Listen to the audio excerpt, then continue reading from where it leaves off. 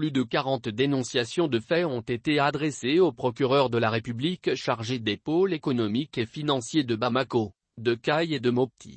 Depuis sa prise de fonction en avril 2018, le vérificateur général, Samba Abebi, a mis en place une stratégie efficace, qui a apporté ses fruits dans le cadre de la lutte contre la corruption et la délinquance financière au Mali.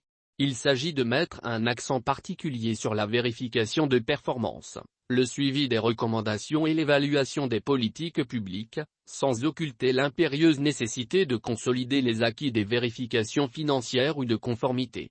Selon Samba Abebi, le bureau du vérificateur général a un pouvoir de dénonciation et de transmission aux autorités judiciaires des faits décelés lors des missions de vérification, qui sont susceptibles de constituer des infractions à la loi pénale et à la législation budgétaire et financière. Et sous le sceau de l'anonymat, le BVG peut se saisir, des indices concordants permettant d'enclencher des vérifications. Nous publions en intégralité le discours du vérificateur général, Samba Abebi. C'est avec un grand honneur et une grande fierté que nous vous accueillons ce matin dans les locaux du bureau du vérificateur général. Votre présence en ces lieux est le témoignage de l'intérêt que le gouvernement porte à nos travaux, mais également elle vient illustrer la place que vous accordez aux structures comme la nôtre, dont la vocation est le contrôle de la gestion des fonds publics et la promotion d'une meilleure gouvernance économique et financière. Cette visite est, pour nous, un événement à la fois inédit et emblématique. Inédit, parce qu'elle est la deuxième du genre que le bureau a eu durant ses 19 ans d'exercice. Emblématique, car elle traduit le lien étroit et la cohésion entre le plan d'action du gouvernement de la transition et les actions quotidiennes que vous déployez sereinement face aux immenses défis auxquels notre nation est confrontée. Je voudrais donc saisir cette merveilleuse occasion pour vous souhaiter la chaleureuse et cordiale bienvenue au bureau et vous assurer de notre soutien indéfectible dans la lutte contre la corruption et la délinquance économique et financière. Au mois d'avril 2018, à ma prise de fonction, j'ai fait le serment de placer, au cœur de ma vision stratégique, une plus grande ouverture et une meilleure collaboration avec l'ensemble des parties prenantes du bureau du vérificateur général dont l'administration centrale que vous incarnez. Cette vision stratégique met un accent particulier sur l'accompagnement des services publics dans le cadre des réformes en cours au niveau notamment des finances publiques. Ainsi, avions-nous mis un accent particulier sur la vérification de performance, le suivi des recommandations et l'évaluation des politiques publiques, sans occulter l'impérieuse nécessité de consolider les acquis des vérifications financières ou de conformité. Cette approche vise à encourager l'administration publique à une plus grande rigueur et une meilleure performance dans la gestion publique. Elle vise également à intégrer les préoccupations des citoyens en élargissant l'éventail des informations qui doivent leur être fournies. Dans ce sens nous publions, en plus du rapport annuel, les rapports individuels de vérification sans les annexes et autres documents confidentiels, dans le strict respect des dispositions législatives, communautaires et nationales en la matière.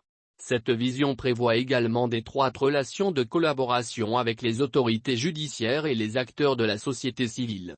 En effet, de par la loi, le bureau a un pouvoir de dénonciation et de transmission aux autorités judiciaires des faits, décelés lors de missions de vérification, qui sont susceptibles de constituer des infractions à la loi pénale et à la législation budgétaire et financière. Ainsi, la transmission à la section des comptes de la Cour suprême de plus de 40 dossiers d'irrégularité financière a permis à sa chambre de la discipline budgétaire et financière d'être suffisamment opérationnelle. Parallèlement, plus de 40 dénonciations de faits ont été adressées au procureur de la République, chargé des pôles économiques et financiers de Bamako, de Caille et de Mopti. Mais, au-delà de ces transmissions et dénonciations, des recommandations fortes ont été formulées, qui, si elles sont mises en œuvre, permettront à coup sûr d'améliorer substantiellement la gestion publique. Nous avons également conçu les outils de l'évaluation des politiques publiques et conduit sur cette base la première évaluation de politique publique. Il s'agit de l'évaluation de la composante santé et hygiène publique du PRODACI qui sera suivie d'une deuxième, en cours d'exécution. S'agissant des relations de collaboration avec les acteurs de la société civile, le Bureau a tissé un partenariat avec le Conseil national de la société civile en vue de partager les contenus des rapports de vérification au maximum de citoyens, notamment à travers les comités de veille mis en place sur l'ensemble du territoire national. Par ailleurs, compte tenu des horizons d'efficacité et d'efficience que nous scrutons relativement à la qualité de nos travaux, outre une réorganisation du bureau, des actions de renforcement des compétences ont été entreprises depuis 2018. Depuis un certain nombre d'années, le bureau jouit d'une attention inédite des partenaires techniques et financiers.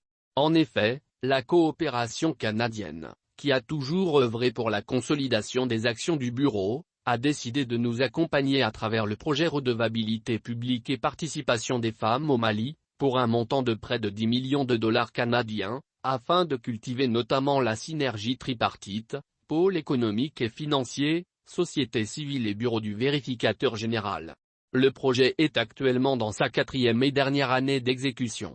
En outre, nous avons signé avec la délégation de l'Union européenne un contrat de subvention de 250 000 € dans le cadre du 11e Fonds européen de développement.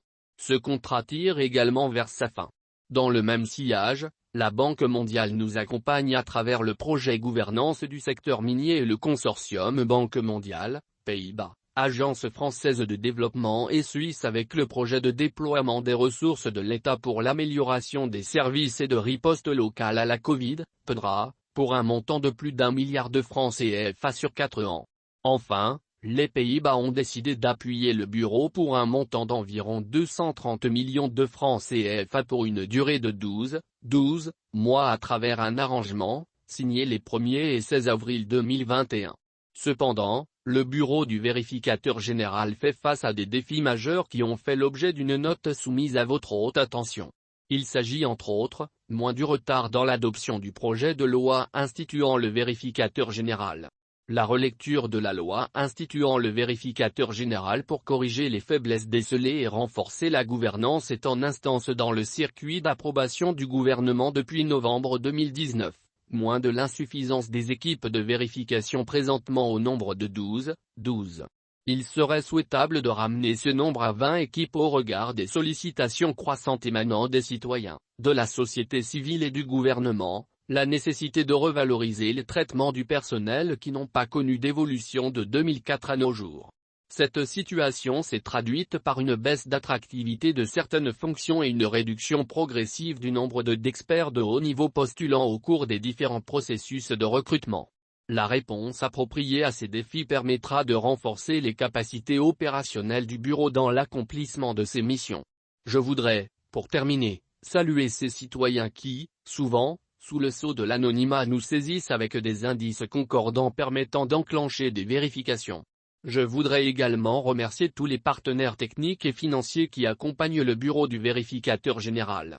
Je voudrais, enfin, vous réitérer mes vifs remerciements, remercier très sincèrement notre gouvernement, pour l'appui constant qu'il nous a toujours apporté et vous rassurer de l'accompagnement du bureau dans le cadre de la lutte contre la corruption et la délinquance économique et financière.